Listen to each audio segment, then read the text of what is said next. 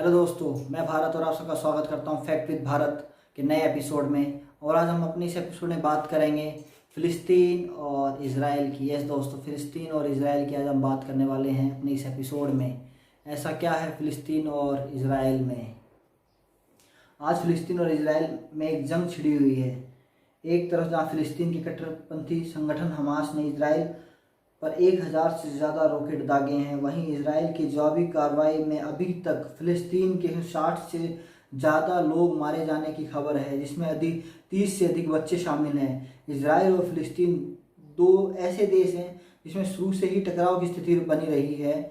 लेकिन क्या आपको पता है कि ऐसा क्या है इस टकराव के पीछे की वजह? आइए जानते हैं किस वजह से ये खून खराबा इन दोनों कंट्रियों में चल रहा है, एक दूसरे को मार रहे हैं।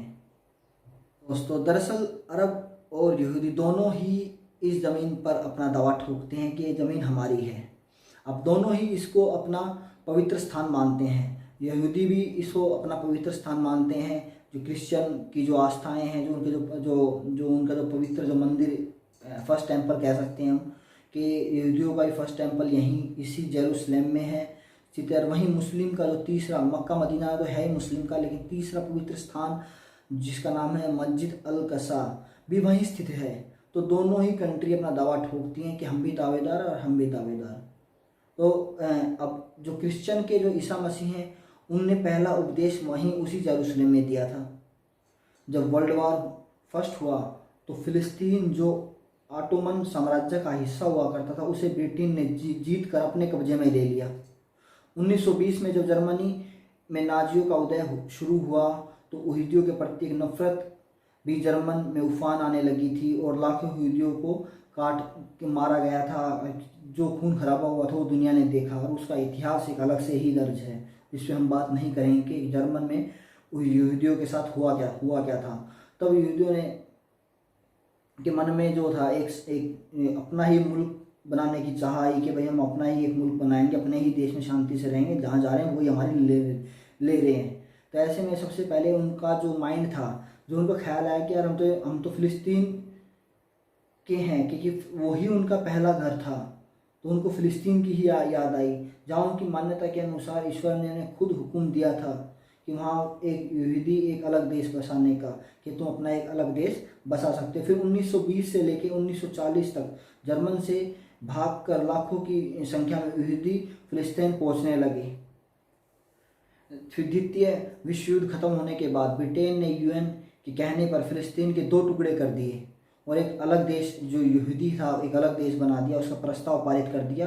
और जो जेरूसलेम का जो वहाँ पे जो मस्जिद थी और जो क्रिश्चियनों का जो चर्च थी, मंदिर था, जो भी वटेवर, उसका जो निर्णय था मुस्लिम लोगों के हाथों में ही दे दिया। जो अरब कंट्रीज थी उसका जो निर्णय था वो उन्हीं के हाथों में दे दिया। मगर वहाँ के अरब को ब्रिटेन की फिर से कोई चाल लगी कब्जा करने की, कि भैया ऐसा लगा कि ये कुछ ना कुछ ब्रिटेन फिर कुछ ना कुछ करेगा हमारे साथ। लेकिन इसी के चक्कर के चलते उन्होंने इस प्रस्ताव का एक सुर में विरोध करना शुरू कर दिया। किस प्रस्ताव का? जो 2 टुकड़ों में बटा था। खैर, तमाम विरोधों के बावजूद 1948 में इजराइल का वजूद दुनिया में आया।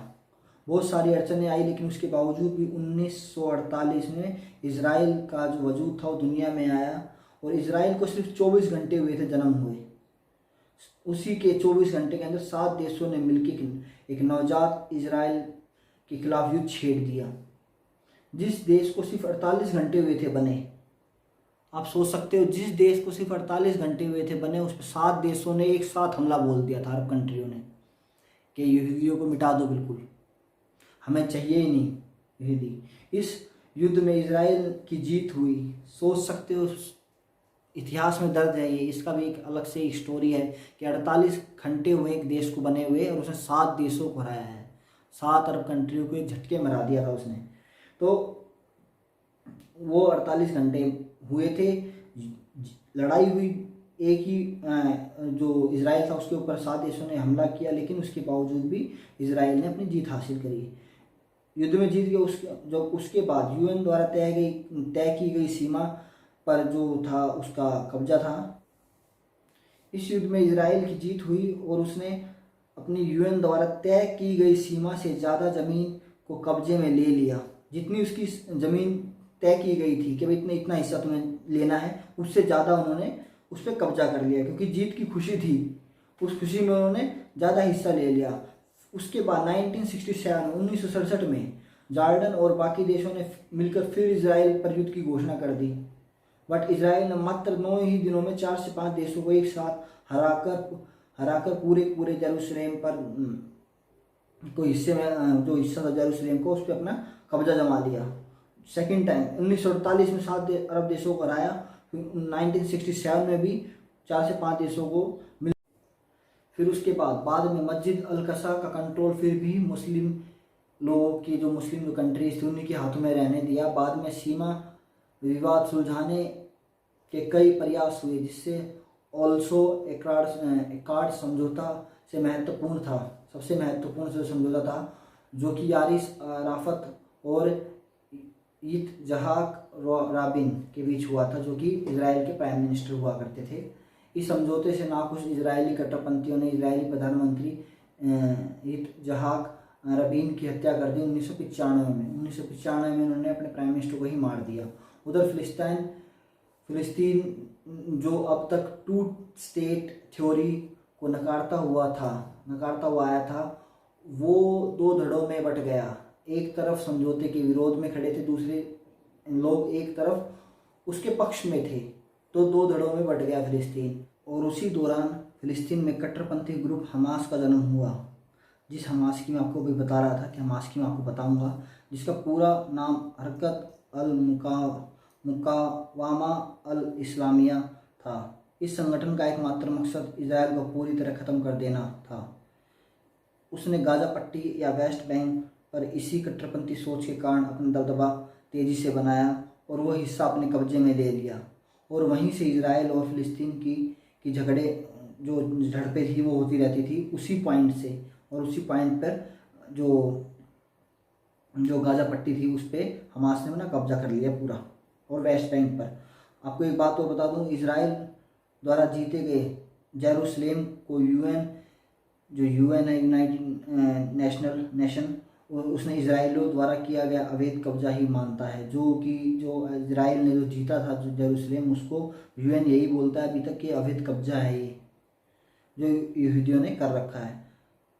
हमास का मानना है कि जेरूसलेम फिलिस्तीन की राजधानी है, वहीं इजराइल भी जेरूसलेम को अपनी राजधानी मानता आया है। इस विषय पर यूएन में वोटिंग भी कराई थी, जिसमें भारत की मोदी सरकार ने इजराइल के खिलाफ जाकर जेरूसलेम की राजधानी मानने से इनकार कर दिया था। उसके खिलाफ वोटिंग में वोट करी थी, जबकि अमेरिका ने इजराइल के पक्ष में वोट डाला था। इजराइल ने 1967 के बाद से ही उस विवादित जगह पर जिसे यूएन इजराइल के अवैध कब्जा मानता है, वहाँ पिछले 50 सालों में 6 लाख से ज़्यादा अवैध तरीके से यहूदियों को बसा चुका है। इसी मसले पर दोनों पक्षों के बीच तनाव की स्थिति उत्पन्न हो गई। 10 मई को यहूदी जेरूसलेम दिवस मनाते हैं। ये दिवस इजराइल की जेरूसलेम को जीतने की खुशी मनाया जाता है। इस दौरान यहूदी अरब इलाकों से फिलिस्तीनी इलाकों से परेड निकालकर भड़काऊ नारे निकालकर मनाते हैं।